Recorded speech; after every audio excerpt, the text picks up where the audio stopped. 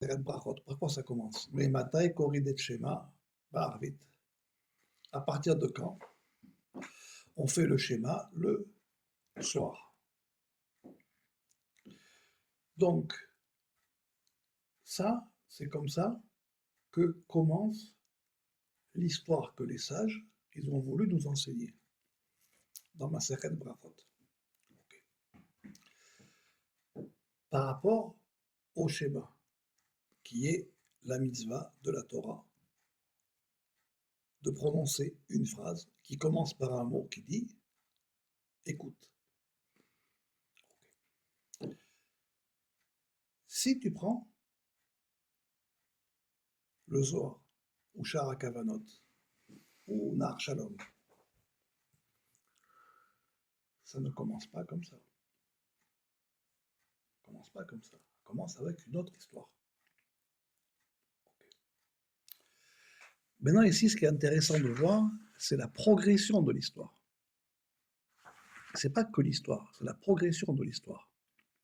On te dit à partir de quand on lit le schéma le soir. Après, on te dit à partir de quand on lit le schéma le matin. Après, on te dit, est-ce que c'est par rapport à toi ou par rapport à tous les hommes?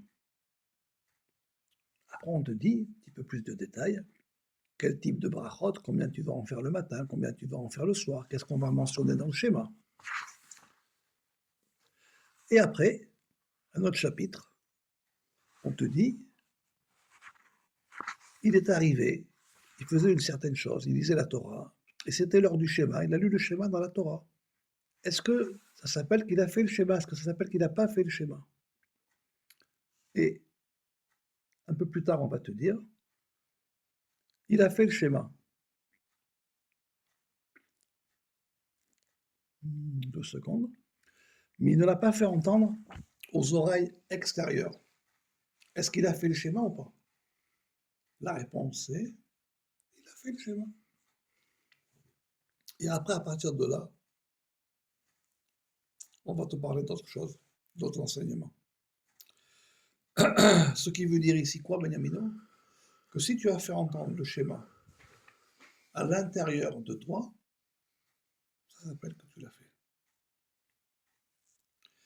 Ici, l'avoir fait entendre à l'intérieur de soi, c'est le degré minimal. Mais pour l'autre route, qu'on va appeler la route du Sod,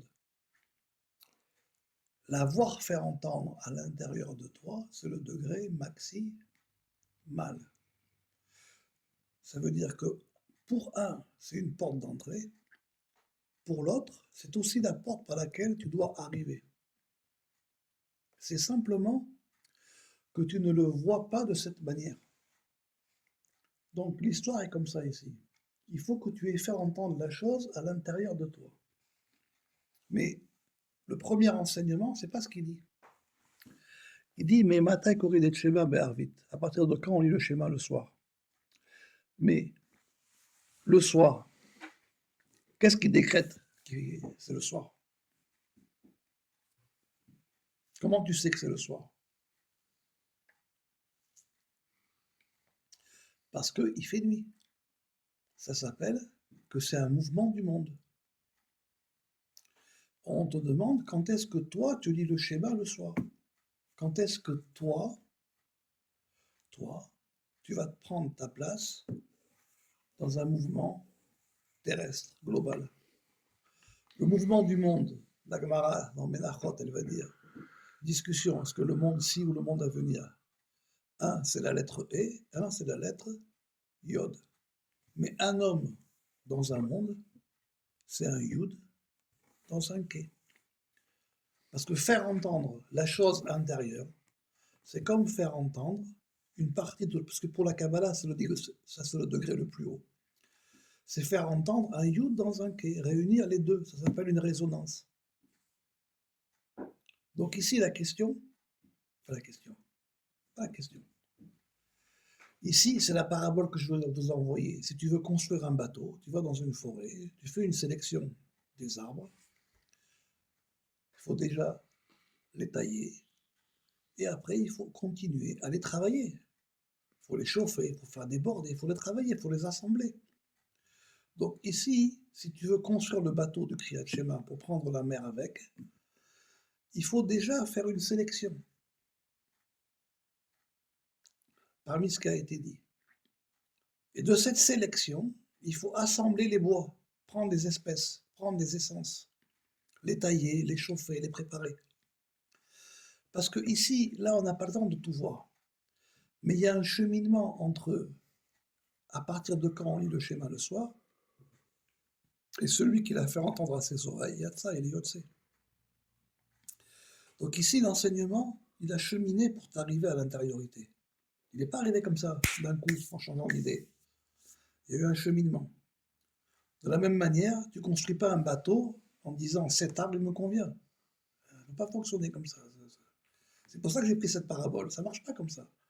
Il faut que tu rentres dans la forêt, que tu repères les espèces de bois qui te conviennent, les types d'arbres qui te conviennent. Il faut déjà les repérer, les marquer, les couper. On commence par les couper. Après, il faut enlever l'écorce.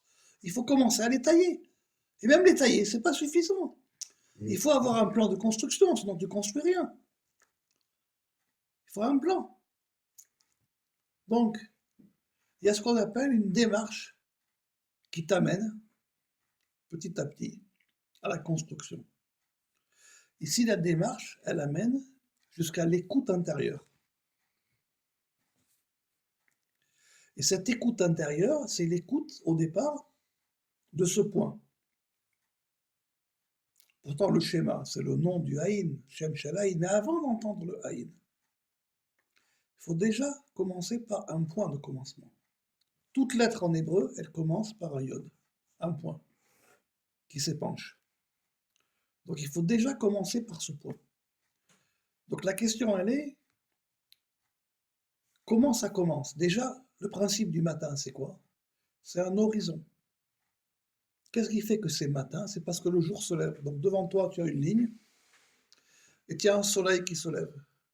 Qu'est-ce qui fait qu'on va arriver l'après-midi vers le soir? Parce que tu as une autre ligne, sur une autre direction, et tu as aussi le soleil, un point qui va se coucher. C'est ça le début, c'est ça la fin de la journée. Donc le matin, tu as un point sur une ligne, comme un yud sur un vav. L'après-midi, tu as aussi un yud sur un vav qui va disparaître. Et après, c'est la nuit. Donc, yud, vav, vav, yud, tu vas obtenir un aleph 32 cœurs. C'est ça la voie centrale. Mais il faut commencer par trouver ce point.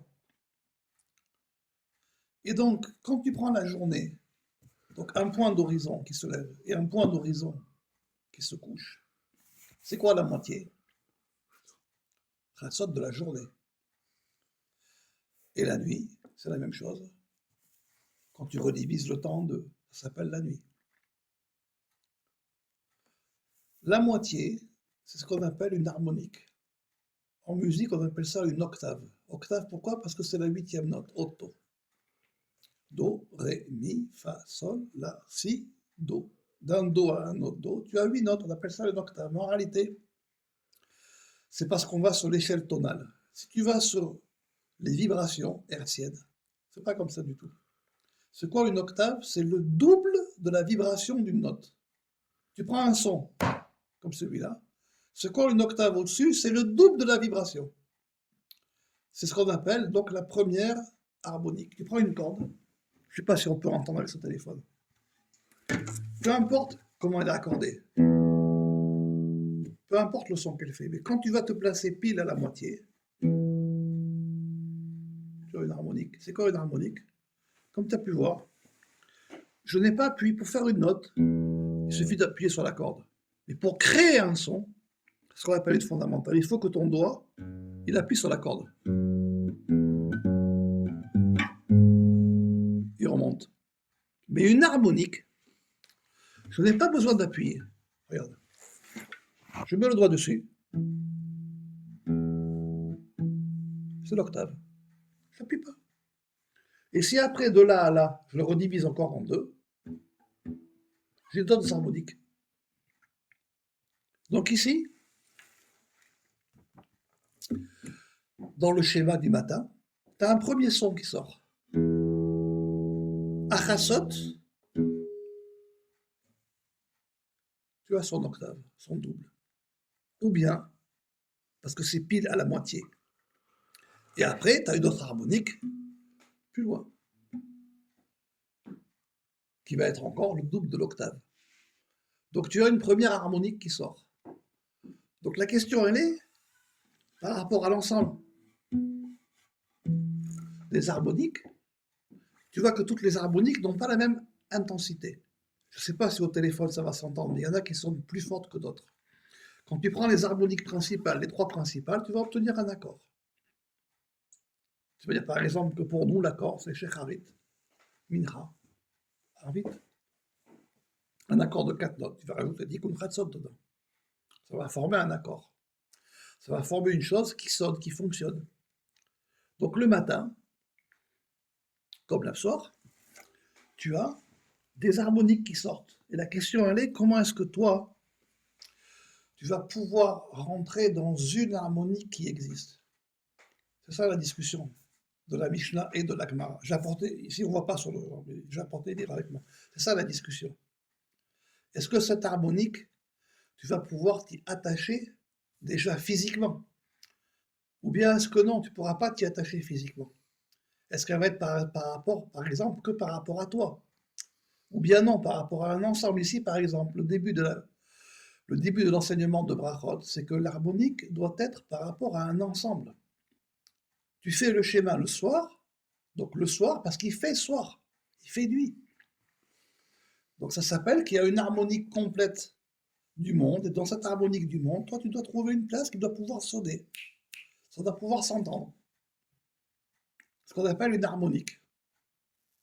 Et donc la première chose à déclencher, c'est d'attraper cette harmonique du Yud, l'harmonique d'un point.